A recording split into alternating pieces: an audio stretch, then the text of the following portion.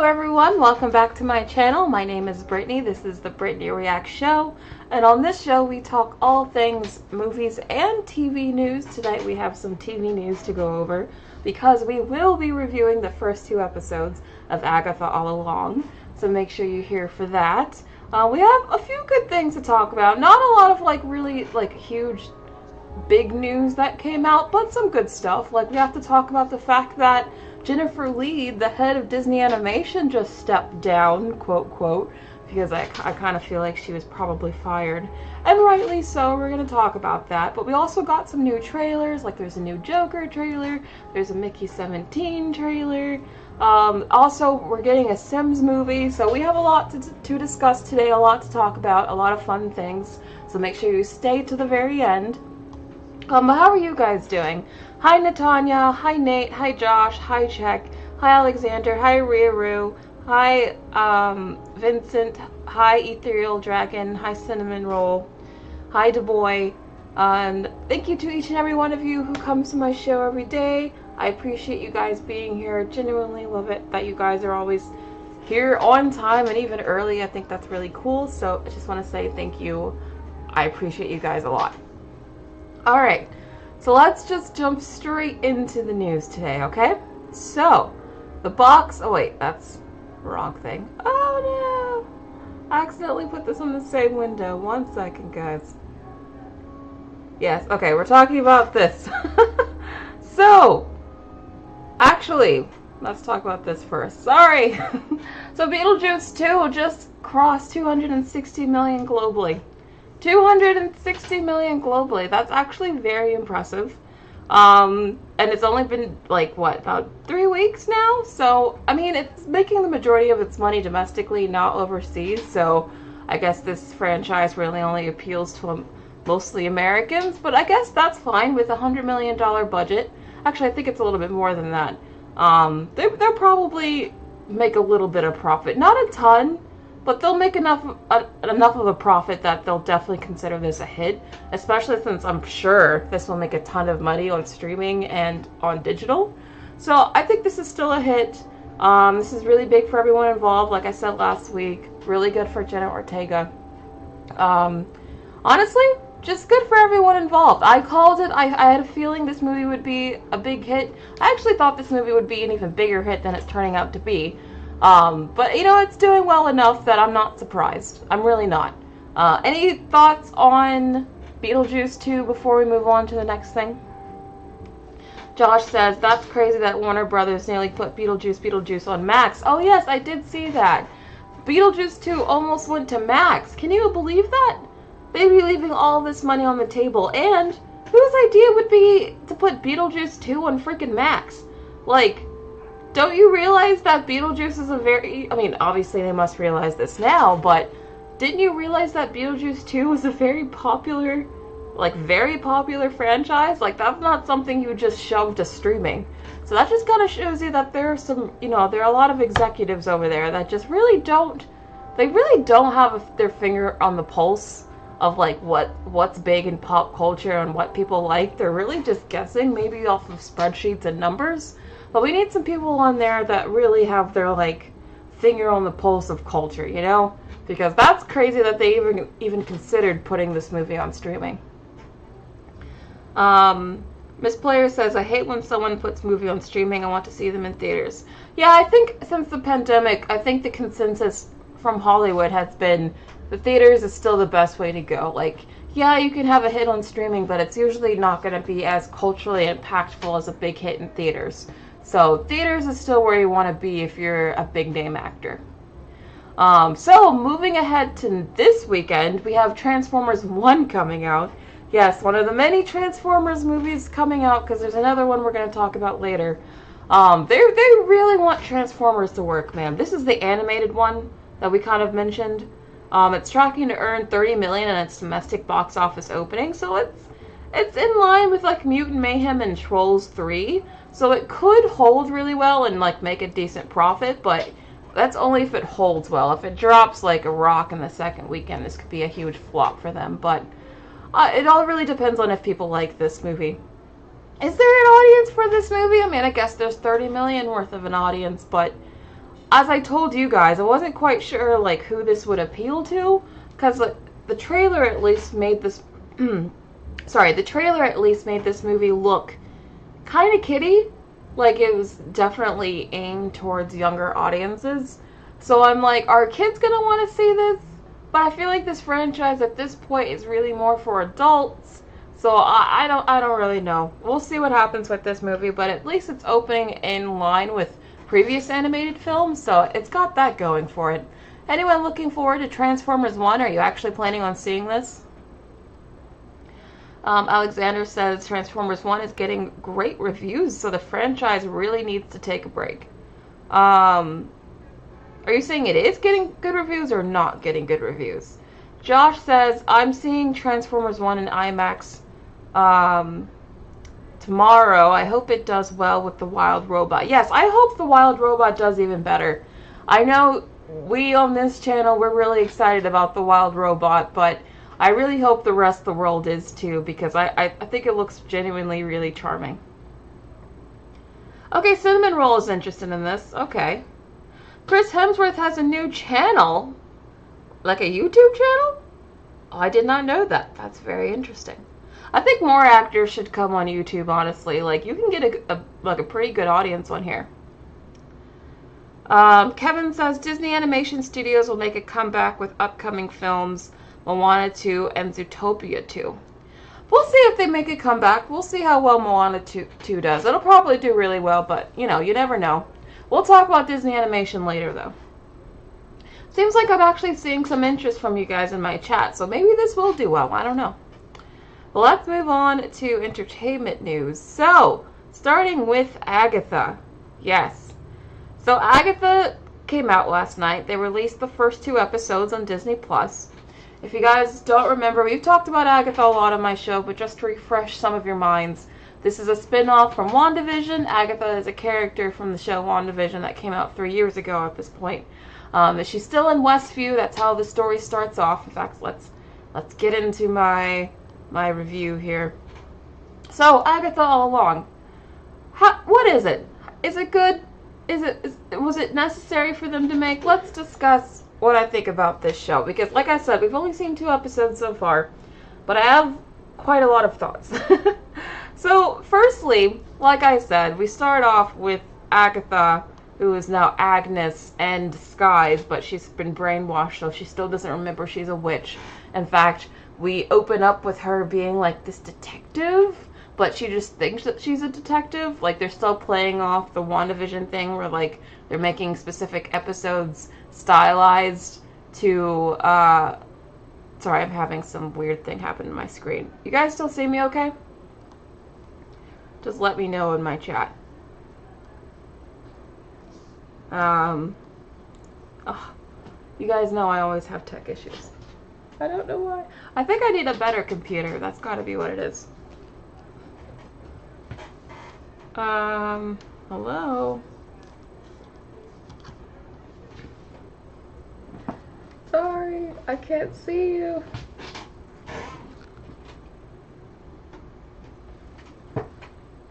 Oh man, okay. That was a long time. I'm back.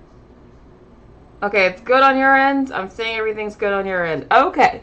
Sorry about that. I couldn't see you guys at all, so everything's fine now. Anyway, moving back to this. So, I kind of like that they're playing off of WandaVision a bit, how they're going back to the whole, like, stylizing the show based off of more popular shows.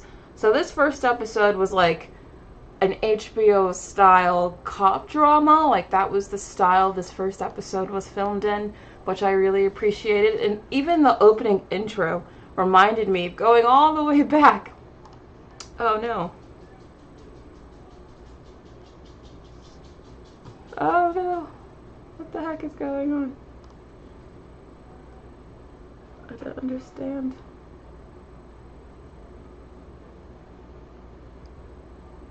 Can you guys see me? I'm so sorry. 'Cause I can't see you all. I don't even know what it is.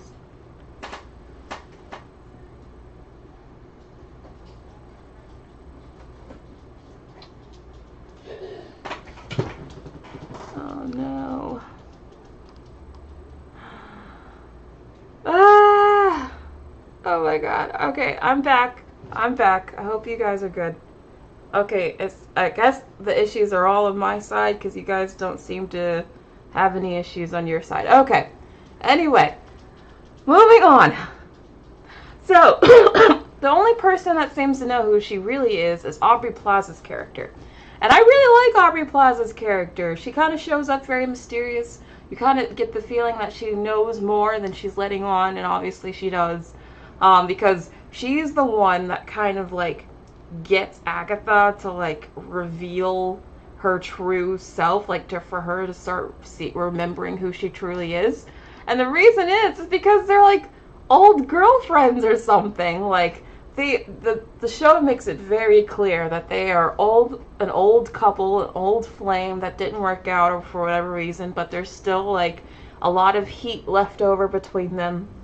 They have this huge fight in her house that was very clearly supposed to be like a sexy fight. It wasn't even like a real fight. It was very much like a heated fight.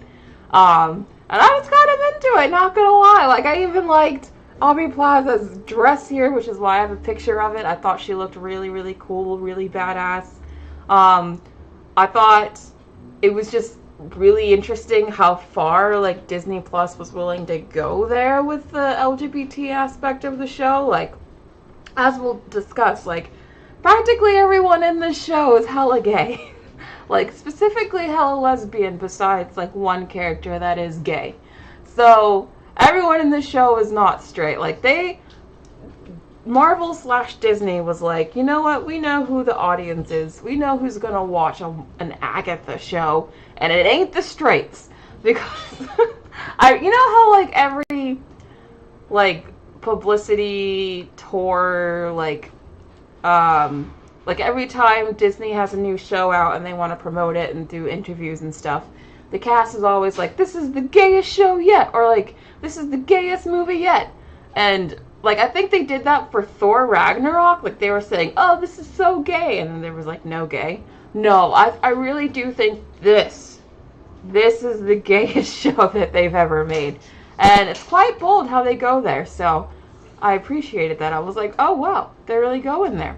There's even a moment in the show where Agatha is naked. They show her whole butt cheeks, both of them. And I'm like, oh, so this show, not only is it for the gays, it's very much for the adult gays. And I'm like, okay, very interesting show. I see what you're doing here, Disney. I see what you're doing here. Sorry, still having some weird issues on my end. Oh no. How did I get here?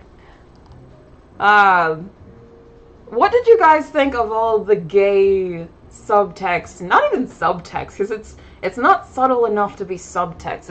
It's so overt and in your face. Like, what did you guys think of all the gay that was going on in this show? Josh says you really liked the badass fight sequence. Yeah. Astronomy says Aubrey Plaza is stealing the show for you. Yeah, she's really good in it. She's really, really good. We'll talk about Joe in a second, Alexander. Astronomy says, I was honestly shocked with that adult moment when it happened. Surprised they went that far. I know. But, I mean, I guess maybe we shouldn't be surprised. We've seen some evidence recently that Disney Plus, they're trying to introduce some more adult content. Like, maybe they thought the content they had was too family-friendly, too kid-leaning, and they want a wider audience. So, like, the fact that they're going to put Daredevil, the new season of Daredevil, on Disney Plus is interesting. The fact that they're putting a lot of adult content lately on Disney Plus is interesting. And I would include this show amongst that more adult, or at least older teen audience. That's who I would say this show is for. Very much not for the little kids. Not because I think it's like that inappropriate, but more because I think this show is just geared more for adults. Like, I think kids might be bored watching this. So that's interesting. Especially since, you know, people always say, like, oh, superhero content is for kids. And I'm just like, not always. Because this isn't. Definitely not. But when you think about it, the audience who were little kids when, say, the first Iron Man movie came out, like, I was 12.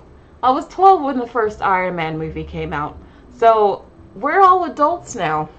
now that we've grown up with this franchise. So I think it's interesting that they're now trying to appeal more for adults. I guess for the people who were kids that grew up with this franchise, then we're all now adults.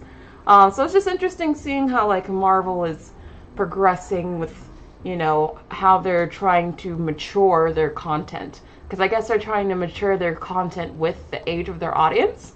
But that makes sense. That makes a lot of sense. Oh my gosh, my screen keeps going in and out. I cannot do a whole live stream like this. Oh, how do I fix this? It's like my whole screen just like goes black and I can't see you guys. Okay.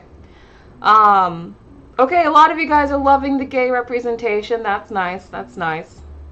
Alexander, you were 8, yeah. We were all so young.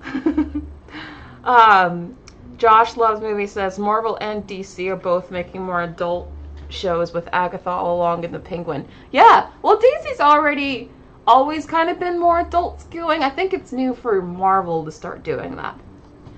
Riru says, I felt it was so campy, but for like teens. I read so differently, not for kids for sure. Oh, it's definitely campy. I would say, if you guys want you want to know like my most blunt take on this show, I would consider this show to be like, not just for adults, but specifically like either adult theater kids or like adult like campy gays. You know what I mean? Like a very specific kind of adult. Like Disney adults probably would like this show. It's for the adults that are still kids at heart. That's how I would describe who this show is for. Yeah, definitely. I could see teens liking this too, but yeah, I would say like teens and older. But anyway, moving on. So, she starts to remember who she is, and she's like, oh, I'm Agatha, but I still have my powers. So she decides she's going to enlist all these other witches and all these other women around Westview to go down the witch's road with her so that they can all get their abilities and powers back. And I like how they were all different kinds of witches, as they were explained. Like, there's a potions witch, there's a protection witch, there's a divination witch. I thought that was interesting. I like that aspect of the world building and the lore and all of that. But the one thing that I would say, like, I wish was a little better if I had a critique for this, is that I felt like their personalities were all a little too similar. Like, if you're gonna have a big group like this, and this isn't even everyone, I just couldn't fit everyone into this photo. But if you're going to have a big group like this, usually each of them would have like a very distinct, unique personality, but they were all kind of like, you know, like campy and cunty, you know what I mean? Like, everyone kind of had that same personality, and like they were doing a lot of the same sort of like banter, like witty banter. Yeah, I just felt like maybe if I had one critique here is that I felt like maybe more of their personalities could have been different. I do feel like everyone was just going for like that witty, campy, gay kind of personality. I don't mean any of this disparaging, by the way. There's just no other way to describe this show other than just like very, very gay. But yes, I do like all the women though. They're fun. Some of them are brought back from WandaVision, which is really cool. I like that. Joe Locke, he's not a witch. He's actually just like a fan of Agatha's, and I guess he's just like hanging around. Really, really interesting. I feel like some of his dialogue is like very, sometimes I feel like some of his dialogue is a little bit forced. Like, they're trying too hard with coming across as like funny and witty, but some of the dialogue just sounds a bit forced. Like, they're trying to make him sound funny and witty, you know what I mean? I like him overall. I really like this actor, but I do think some of his dialogue is a bit forced. Again, another minor critique, but I did feel that way. But anyway, the second episode ends with them finally getting to the Witch's Road. So we're just starting this adventure. This was all pretty much set up so far. and I'm intrigued. I don't think it's a perfect show. I definitely have some like issues with it as I've described, but I do think it has potential. I think it's starting off better than The Acolyte at least. So we'll see where this goes. I'm hoping that it's good. I'm really hoping that this is good, just because if this is well received, if this does a lot of numbers, then maybe they'll be encouraged to do more with Wanda. And you guys know Wanda's my girl. So anything that's good for Wanda, it's good for me. So I'm still rooting for this show. Alexander says even in Heartstopper, he's the weakest in terms of acting out of the entire cast. Interesting. I didn't think Joe was like bad at acting in this show.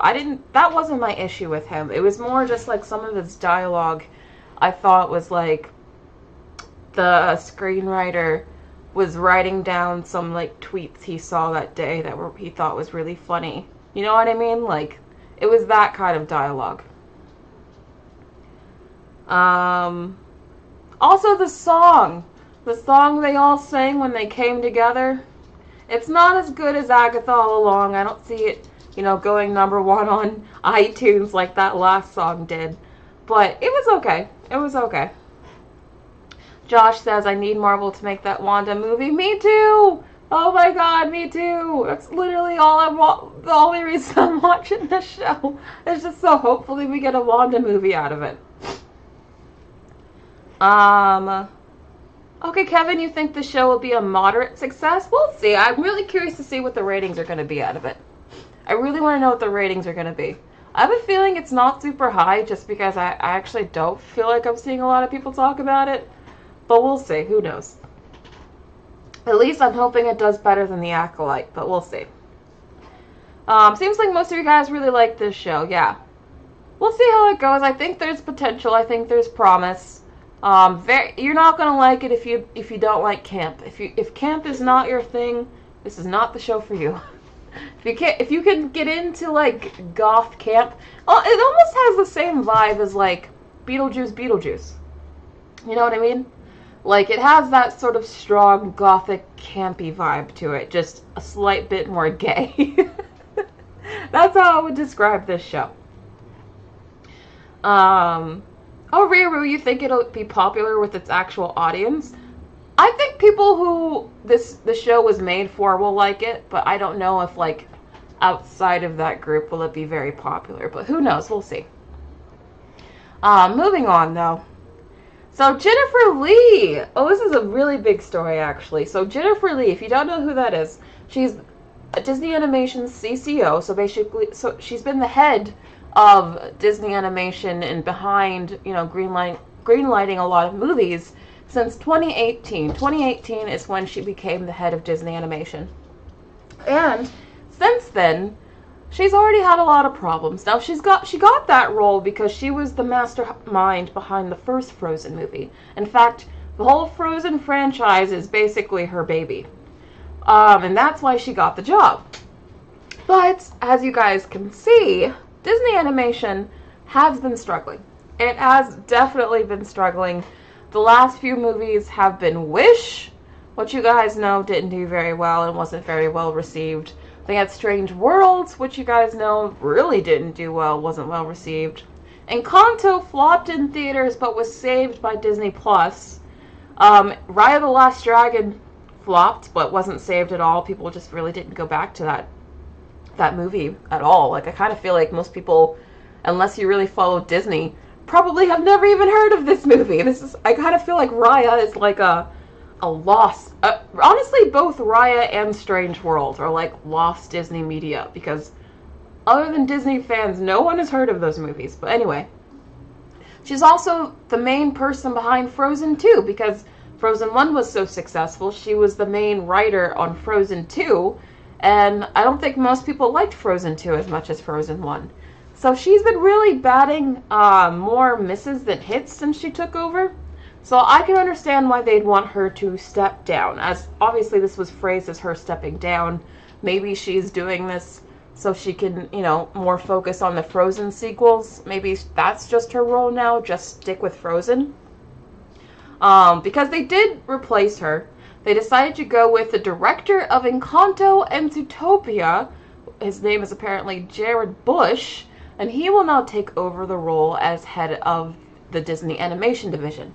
So that's very interesting. I do like both of those movies. Although I do think Encanto was saved by its music. I think the music in Encanto is better than the actual story and movie itself, but that's just my personal opinion. But I do really like Zootopia, and obviously Zootopia was a massive hit. So I can understand why they chose to go with him, because he has had a lot of, well, at least he's had 2 big hits recently, mainly being Encanto. So we'll see what he does. We'll see where he takes the company. Hopefully he has more big hits. Honestly, I feel like Jennifer Lee was done after Wish flopped. Wish was supposed to be a massive deal. It was the 50th, it was, no, not the 50th, the 100th. It was the 100th anniversary for Disney Animation. It was supposed to be a celebration of all things Disney. And not only was the movie not well received, but it just flopped. Like, nobody even wanted to see it. So I honestly think it was the Wish movie that sunk her career. And it was bad enough with Raya not doing well and Strange World not doing well, but I think Wish was really what was like the nail in her coffin. But what do you guys think?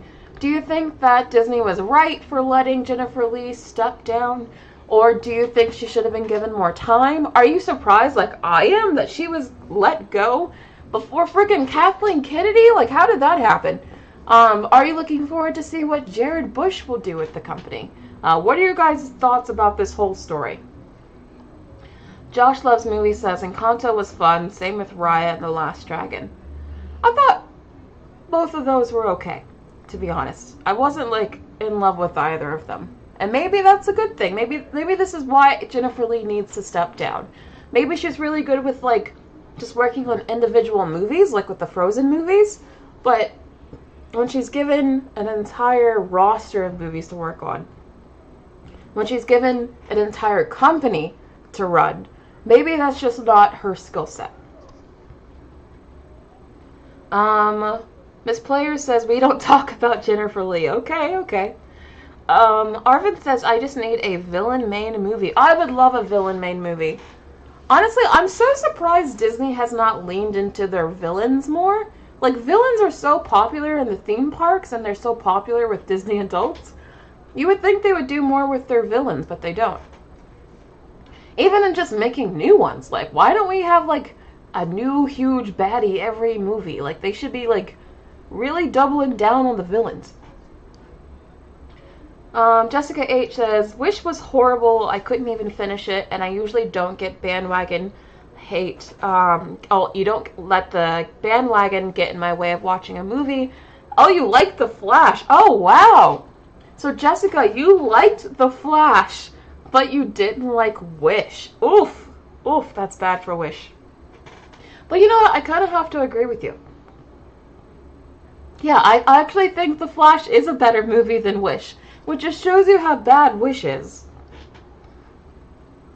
Vincent says, I just wish we could have a Tangled 2 and Big Hero 6 too. Oh, you're speaking my language, Vincent. If Jared Bush really wants to be loved by Disney fans, all he has to do is make a Tangled 2. Just make a Tangled 2 and every Disney adult will love him. They should make a Tangled 2. I'm surprised they haven't done that. And I do want a Tangled 2 before we get a live-action Tangled. Because you know we're going to get a live-action Tangled eventually. But I want a Tangled 2. I want a sequel. Alexander, thank you so much for the super chat. Both Jennifer Lee's Andy's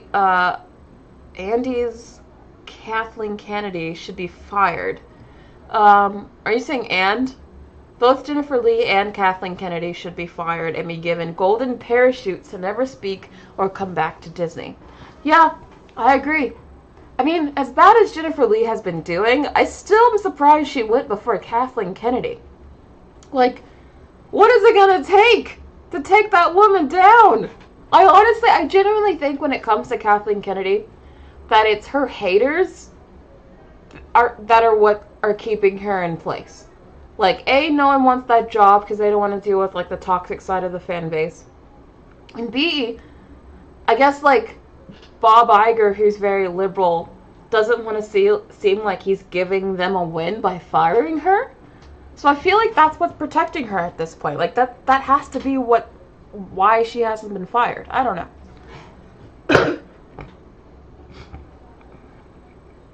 Ooh, cinnamon roll. I totally agree. Meet the Robinsons is one of the most underrated Disney animated movies. I love that movie. Totally underrated. Oh, Astronomy says Kathleen is a real-life Disney villain? Oh my god. You guys are crazy. I love you guys. But anyway, moving on. So, Jon Watts has signed a first-look film deal with Walt Disney Studios. The deal includes directing films for both Disney live-action and 20th century. So they're keeping Jon Watts in the family. He's the director behind the last few Spider-Man movies.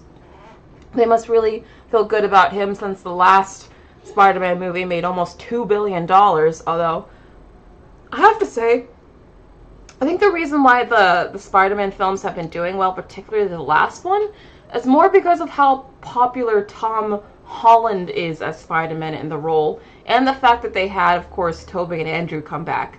I don't think it's Jon Watts that has made these movies successful. In fact, I would almost go as far as to say, I think these Spider-Man movies have been successful in despite of Jon Watts. Like, I think Jon Watts' directing style is very basic and uninspired, and I think, even though I really didn't like The Amazing Spider-Man 2 with Andrew Garfield, I still have to feel like at least The Amazing Spider-Man movies were more, like, dynamically directed. You know what I mean? Like, they're at least more interesting to look at. There were a lot more interesting shots, especially of Spidey swinging through the city. Like, I don't know. I just feel like I understand they want to keep him around because he makes them money. But I don't actually think he's that great of a director. I think he just got hitched to one of the most popular characters in the world. And he's riding off of Spidey's coattails. That's my opinion, though. But do you guys like Jon Watts? What do you actually want to see Jon Watts direct? Oh, Thanos! You think Tom is a mid-Spider-Man? Ah, I think Tom is a great Spider-Man. Although, he might literally be the mid-Spider-Man. Because, like, obviously Tobey is still the best, right? It's going to be really hard to pass Tobey. But I do think Tom is better than Andrew Spidey. So I would put Tom in the middle. So I guess in that sense he's mid? I don't know. Yeah, Cheetah Viper. That's why I think it's going to be hard to beat Tobey. Because for so many people he was like their introduction into superhero movies, you know? Well, he was for me at least. Donatella says, you know I feel like Jon Watts, the much bigger Rollins Spider-Man success in the MCU than we all give him credit. For supposedly, it was his idea to make Spider-Man Homecoming a high school movie.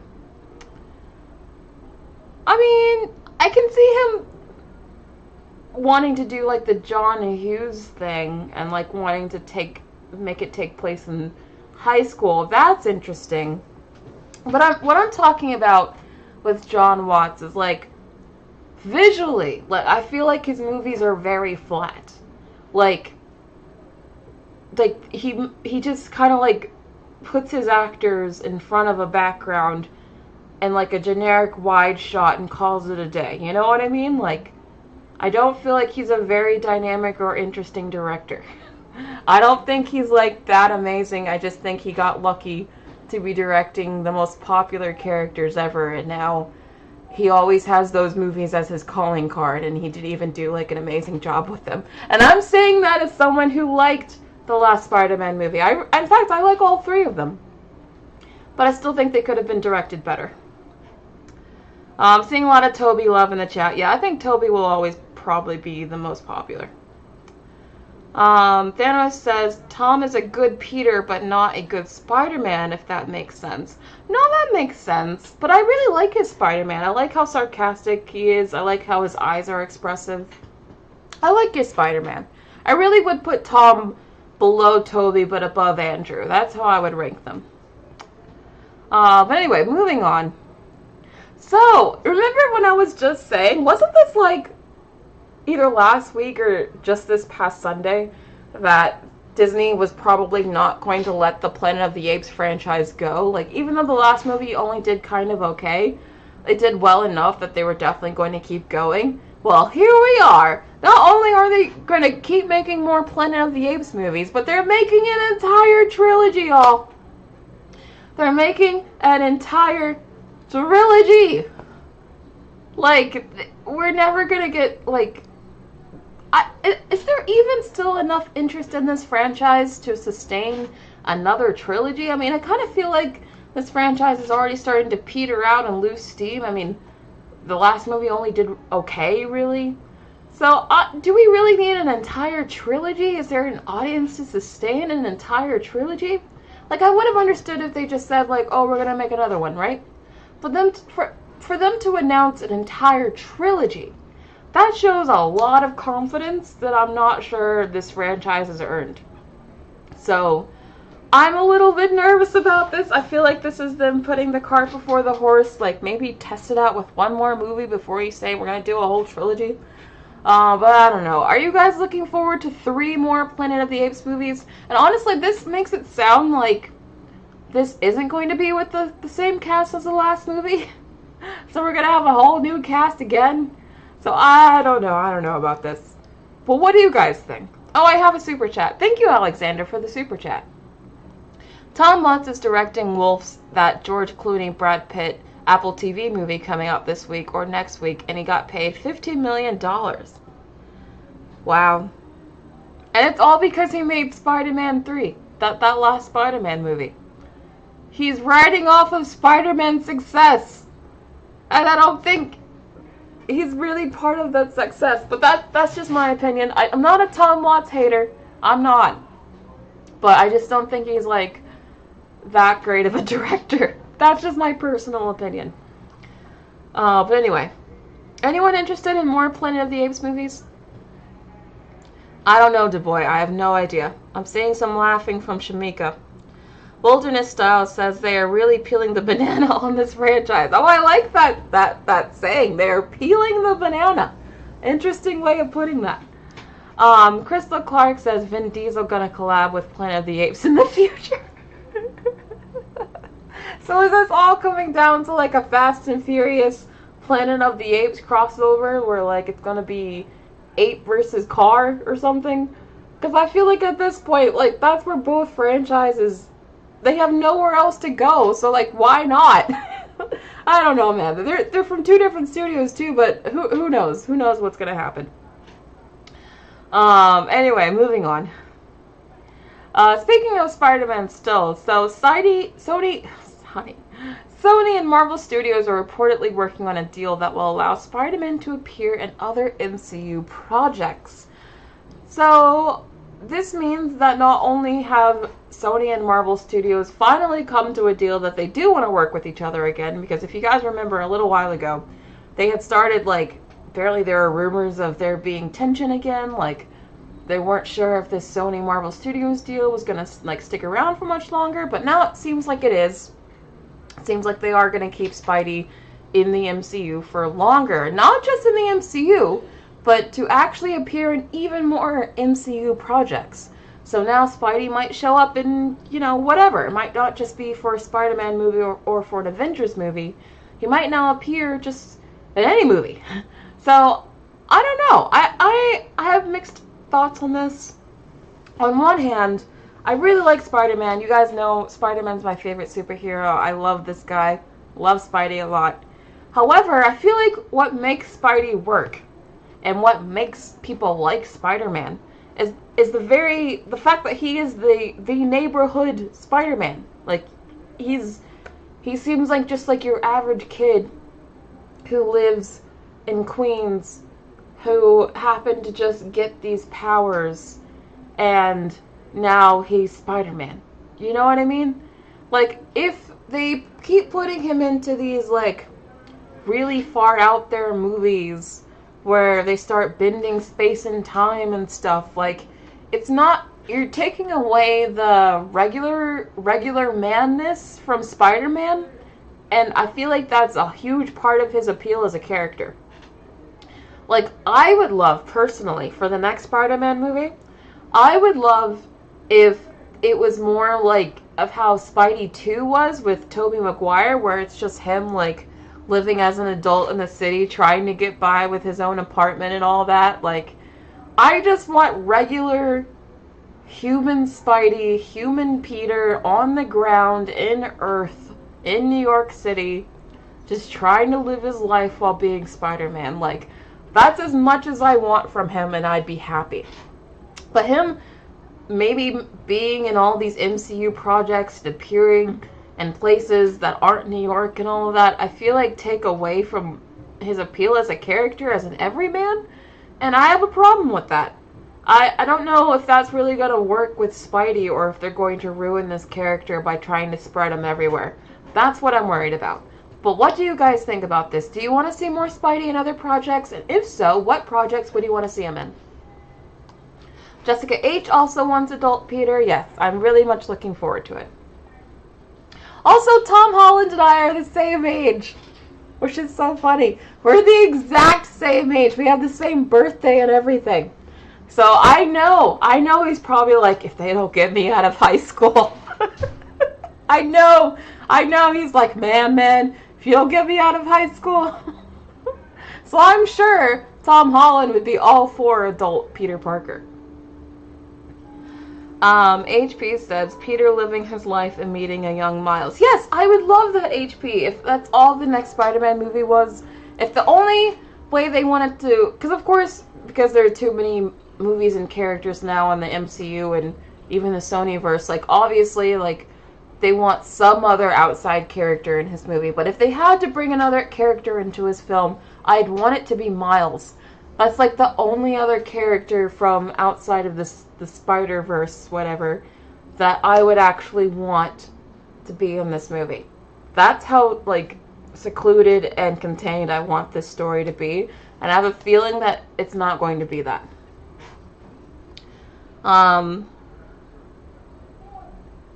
Interesting, Miss Player. Okay. Vincent Hoole says, I like fun disaster like Madam Web.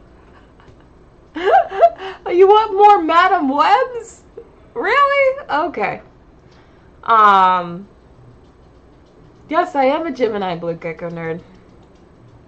Someone says, I haven't even watched the Tom Holland Spider-Man movies. What? You haven't watched them? You should watch them. They're good. I like them.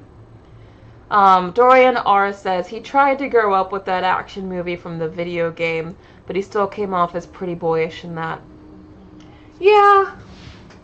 I feel like Tom keeps choosing, like, really bad roles for himself outside of Spider-Man. Like, I feel like the reason why he's a very good Spider-Man is because he comes across like a really nice guy. Like, he just comes across as like a, you know, like, it's like a sweet dude. And maybe he doesn't like being perceived that way, but that is how he is perceived. So when he tries to go for like these edgier, darker roles, it just doesn't come across as authentic, because you're just like, oh, but you're Tom. Like, you know what I mean? Like, I feel like he keeps trying to go for these more adult roles, and like, you can go for a more mature role that isn't like going against your type so much, and I feel like that's what he's doing, and that's why he keeps failing. Yeah, he needs to find like some roles that really fit him more, because I feel like the kind of roles he's going after are like too edgy for him. He just can't pull it off. Cinnamon Roll says, I always enjoy seeing Spider-Man. I do too. Cheetah Viper says, he looks young. When he tries to play older roles, it doesn't work. Exactly. Like Uncharted, he was supposed to be like much older than he looked, and the whole time I was just like, Mark Wahlberg, why are you hanging out with a kid? Like, no offense to Tom, but I was just like, this is not working for me. Yeah, he wants an Oscar. I hope he gets an Oscar one day, but I don't think he's gonna get an Oscar with the type of stuff he's signing up for. But anyway, I do want to see more Spidey, but I just hope they use him well. Speaking of Marvel, so the creators of the franchise, which is a new series coming out that is based on a chaotic true story, they heard about working on a superhero movie. Apparently the story goes that they heard they heard included a director working on a superhero film who realized the studio changed their mind about the creative direction and was secretly shooting the real movie somewhere else while he continued to film scenes destined to be scrapped. So that's what this show is going to be about. Recreating this real situation that happened with the superhero movie. And I feel like that sounds fascinating because we do hear all the time, like, behind the scenes that, well, a couple of things, but like, one, obviously they change their mind a lot.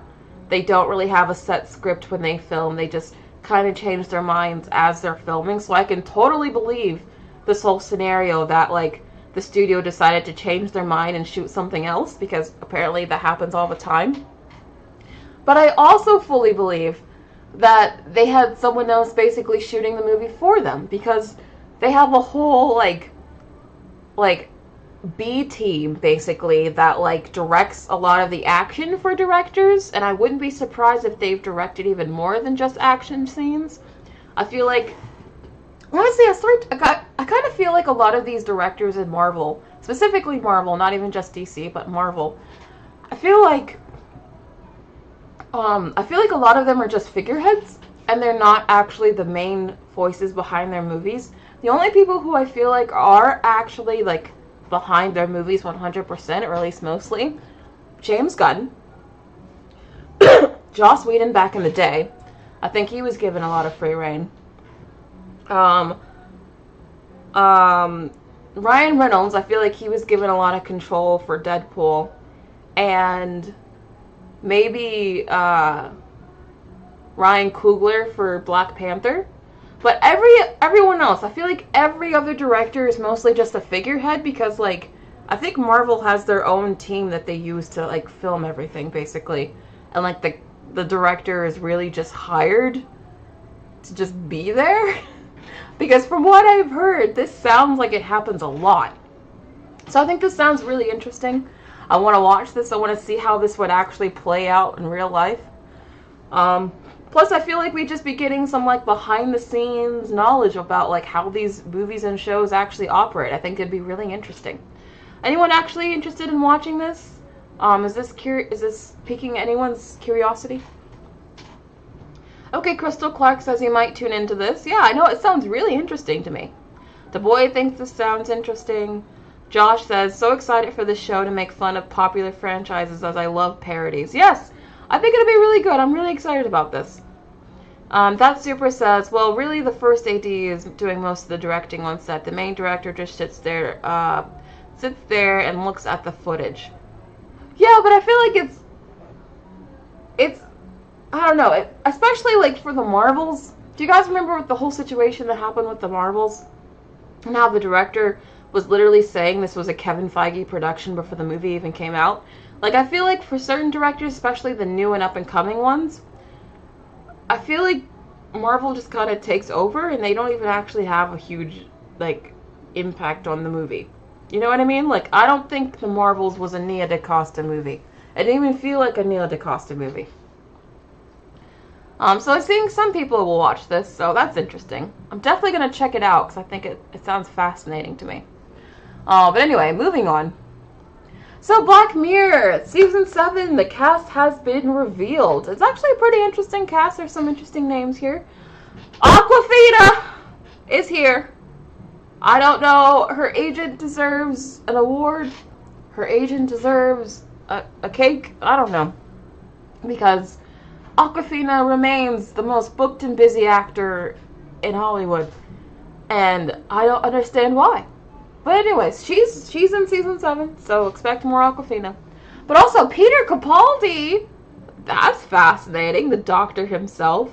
Emma Corrin, who was just in Deadpool, I think she's really interesting. Paul Giamatti, I love Paul Giamatti. He's, like, one of my favorite actors. He's great in everything. So, like, I'm already happy with this cast. Issa Rae, Tracy Ellis Ross, are you kidding me? Tracy Ellis Ross in a Black Mirror episode. That's everything I've ever wanted. I didn't even know I wanted that, but I got it. Harriet Walker, I actually don't know who that is. Malonka Brooks, Billy Magnuson, Paul G. Raymond, Christian Melody? How do you say her name? But she's coming back. Apparently they're doing a sequel to the U.S. Callister episode, which is one of my favorite Black Mirror episodes. So I'm glad that she's coming back, and I'm glad that she's coming back as this character, because this is like been one of the main Black Mirror episodes that I've been wanting to know, like what happened afterward. So I'm really glad that we're getting a sequel. This really, really excites me. I'm happy about that. But yeah, this is a good cast overall. Really good cast. Although I will say I thought the last season of Black Mirror was my least favorite by far. Just because they're purposely trying to get away from, like, talking about the dangers of, like, technology and stuff. And I feel like that's the whole point of the show. Like, the whole point of the show is, like, what would happen if tech went too far? And there was really only one episode in the last season that was about tech, and that was the Jane is Awful episode.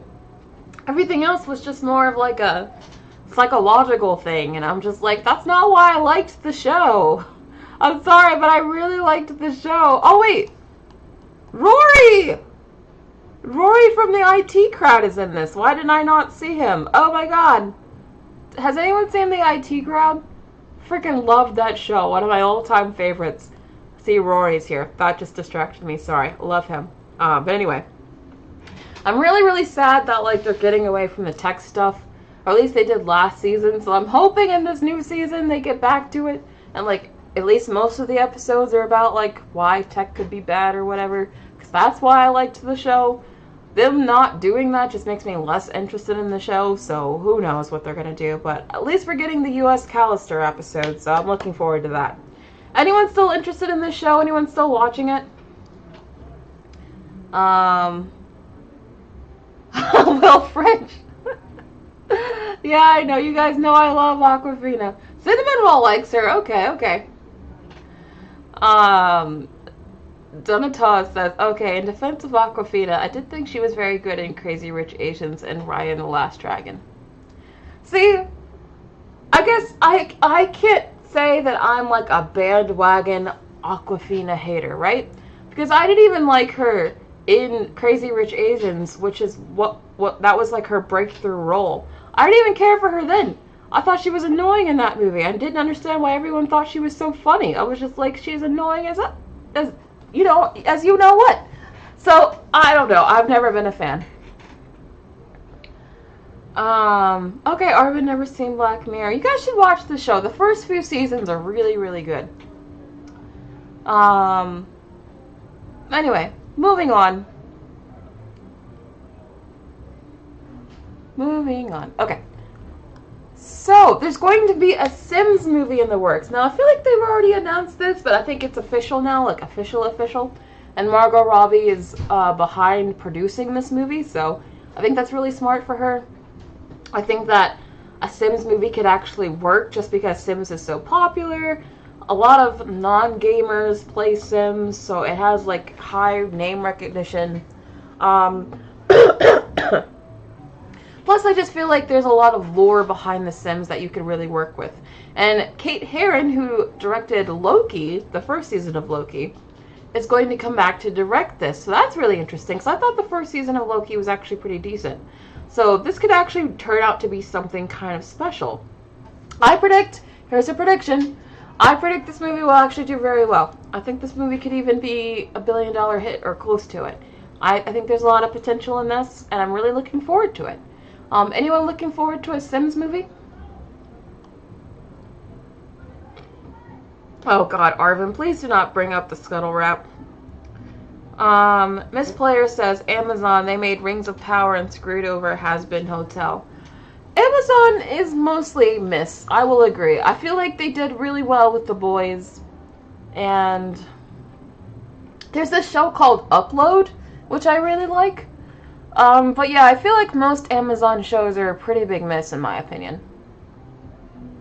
I do hope they talk in Simlish to Boy. I really hope we hear them talk in Simlish at one point in this movie. I really want that. Seeing a lot of interest for this. Okay. Joe Pedro says, you think this would work better as a sitcom? Interesting. No, I kind of like this as a movie, and here's why. I don't know what this movie's going to be about, but I can see a scenario where it's about, like, maybe the Sims slowly coming to realize they're in a simulation. And I feel like that premise leads itself really well to, like, kind of a thriller movie. And I think that could be really cool. I really hope they throw in a lot of, like, Easter eggs and gags for Sims players. Like, I really hope they, like, have a Sim that puts a baby on the floor because they have to pick up a pan or something. Or, like, maybe they remove a ladder from the pool and, like, they can't get out of the pool. Like, I want them to really go into it. Like, if you're gonna make a movie off of The Sims, really make it The Sims. Oh, Alexander, thank you so much for the super chat. Really appreciate it. Isa Gonzalez and Awa Debris as Sim characters. I do like both of those people, even though I can't pronounce their names. I could see them in this movie. Sure, why not? But thank you for the super chat. Oh yeah, and they got a dance too. Thank you, Clarity Moon. I want to see those weird Sim dances. You know what I'm talking about. They got some weird moves in The Sims. Yeah, Arvid, I just don't want them to do what they did to the Minecraft movie to The Sims. Like, please, for the love of God, do not Minecraft this movie. I'll be so upset if they Minecraft this movie. But anyway, moving on. So we also got a new trailer for Bong Joon-ho's Mickey 17 starring Robert Pattinson. And you guys know I've been really looking forward to this movie for a long time. I think I even put this on my most anticipated list last year. So I've been talking about this movie for a minute. It was originally supposed to come out this year, but then they moved it, so now it's coming out next year. Apparently, maybe they're not, like, super confident in this movie, but I really like the trailer. Now, to be fair, you guys know I like the absurd, I like the campy, I like the weird, I like the quirky, I like all of that. And this trailer is the very definition of quirky, even down to the music choice. So, I don't know, maybe they're thinking this movie is too niche that it won't do well, and that's why they moved it. I don't know, because they're now releasing it in January, which is, like, traditionally not a very good date for this kind of movie. So, like, that just shows you that they don't have a lot of confidence in this film, which is surprising. Because you have Bong Joon-ho, who just did Parasite, and, like, everyone loved Parasite, and everyone loves Robert Pattinson. This is him coming off of The Batman. How is this movie not a home run? And if you don't know what this movie is about, this movie, apparently this guy, Mickey, he dies over and over again, and every day he dies, he wakes up and he has to live his life again. And so, like, you see in the movie, he dies in all these various ways, and it's always, like, something new and interesting. But then, like, one time he wakes up and he didn't die, so now there's two of them. So it's a very weird, quirky movie, and I just I want to play a little bit of the trailer so you guys can hear Robert Pattinson's voice. Because Robert Pattinson does something very interesting with his voice in this movie that I'm like, I didn't even know your voice could sound like that. Just listen to this. Listen to this. Hi, Mickey. Are you experiencing any vertigo? I guess I am feeling a little dizzy. What is that? I'm sorry, but, like, are we hearing the same voice? What is this voice? I wouldn't be surprised if you're thinking at this point. Yeah, you're hearing this right? Like, that's his voice in this movie. He sounds so interesting and different and not like himself. Like, what is this What have I voice? done? I don't want to get, like, flagged, but Yeah. You read through the whole application. I A new mean, version of your what is this voice? It's a very quirky movie. Like I said, you can tell even by, like, the song choice. But yeah, strange voice, very interesting voice indeed. But I'm still looking forward to this movie. I really like the director. This director also made the movie, oh my god, Snowpiercer. He made Snowpiercer, which is also one of my all-time favorite movies. So I really like Bong Joon-ho. I think he's really talented. So I'm I still have hope that this movie is really good, even though I know Bong Joon-ho's movies are usually very weird. They're usually like my kind of weird. The only movie of his that I didn't really care for, that I thought was like maybe too weird, was Okja. I thought that was just kind of strange, but like most of his movies are a hit for me. So I'm looking forward to it. His voice has you screaming, Shamika. it's an interesting voice for sure. Body. They made me work my ass off on one mission after another. Every time you die. It's a very interesting voice. I mean, we'll see. I mean, hearing that for a whole movie, I don't know. We'll see. We'll see. Alexander, oh no, I love Snowpiercer. Aw, I love Snowpiercer. But anyway, moving on. So we got a new trailer for Joker. You know what's weird about these trailers, especially this one? This is a very Lady Gaga focused trailer. Like, it starts with her talking, it even starts with a shot of her. Like, this trailer is very much Harley featuring Joker. Yet, everything I'm hearing about this movie so far suggests Harley's not even in this movie much. So, I don't understand why, A, they're not really marketing it as a musical, so people are inevitably going to show up to this film and be surprised. And then B, they're like marketing this movie as basically a co-leading film between Joaquin Phoenix and Lady Gaga. But from everything I'm hearing, it doesn't even sound like Lady Gaga's in this movie very much. But they keep making trailers and editing trailers like this one that make it seem like she's in 50% of the movie. So I'm confused. I have a feeling that like the reason why this movie might be tracking so low is that like maybe the marketing is like not hitting, and I also feel like it's very misleading, and I feel like the people who do show up might be upset because like it doesn't sound like they're marketing this movie accurately. I don't know. I'm a little nervous about Joker 2. I'm still really looking forward to it. I'm excited, but I'm nervous. Alexander, you think Joker 2 is gonna flop? That would be really sad for Gaga. I really hope that doesn't happen. I really liked Gaga a lot. Yeah, Riri, I think that's why I'm like really looking forward to it. It looks interesting. It looks like not the kind of movie we get often in Hollywood, so that's why I'm like, I guess I'm excited for it. And I really like this shot here that they did. I don't know. I'm just surprised there's not more interest here. Alexander, you liked Okja, but you don't like Snowpiercer? Are you kidding? That's okay. We can agree to disagree. We can agree to disagree. Anyway, moving on. Any other thoughts on Joker 2? Yeah, I think they are showing all her screen time in the trailer. They must be, which is, I think, a huge mistake. But anyway, moving on. So, last thing I want to talk about. Transformers. They're, like I said, they're still wanting to make more Transformers movies. They're not done.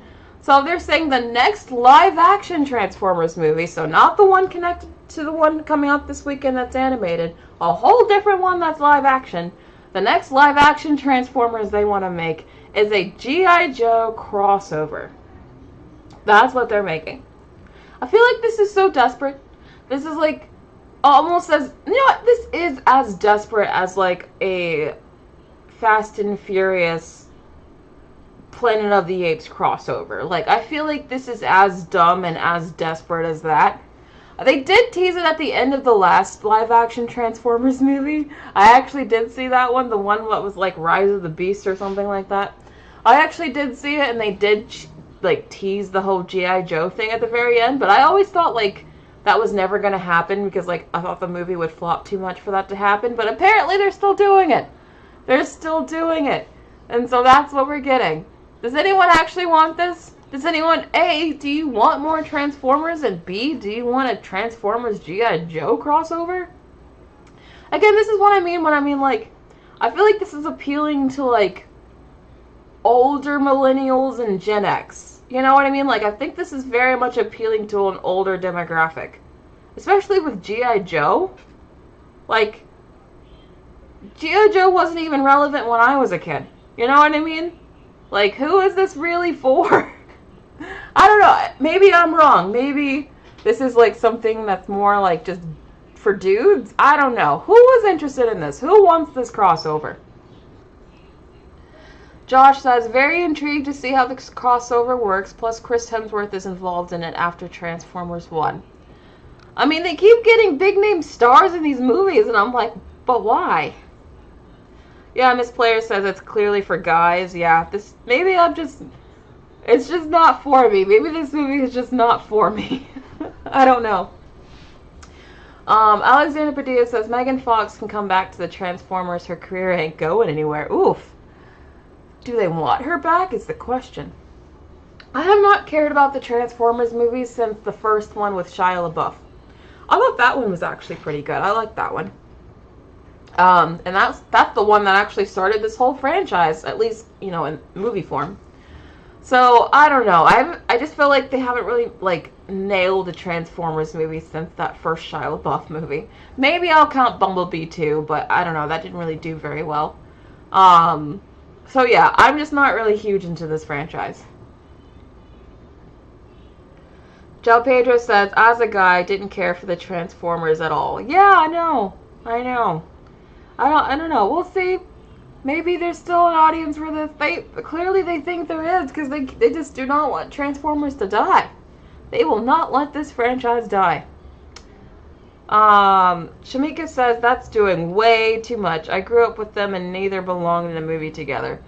Okay, so thank you. I'm not even really familiar with the G.I. Joe brand, to be honest. I never played with the toys. I never watched any media, so I don't really know anything about G.I. Joe. But thank you for letting me know that these brands don't even go together. Because I didn't know that. But anyway. Yes, that was the last thing I had for today. That's it. Thank you all for coming to my show. I really love talking to you guys. You know I love talking to you guys. You guys are so nice, so great. This has been fun. Yes. Thank you for coming to my show today. I'll see you guys on Sunday at 1 p.m. Eastern as usual. And I guess I'll talk to you then.